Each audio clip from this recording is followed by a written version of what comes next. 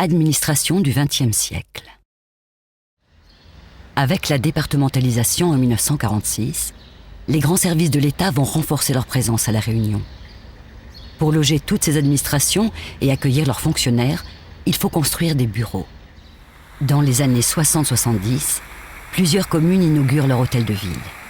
Et réalisé en moellons de basalte, celui de Sillaos est précédé d'une grande place publique.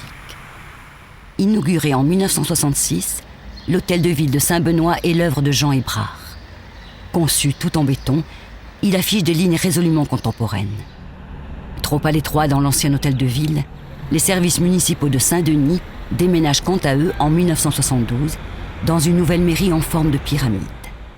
Constitué de 2 bâtiments, un édifice circulaire abritant l'Assemblée et un immeuble de verre et de béton de 5 étages pour les bureaux, le Palais de la Source accueille en 1979 les services du Conseil général, alors principale collectivité locale de La Réunion.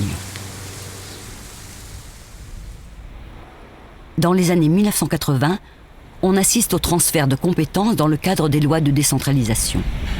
De nouveaux bâtiments comme le rectorat et la cité administrative de Champfleury sont érigés dans la partie est de Saint-Denis.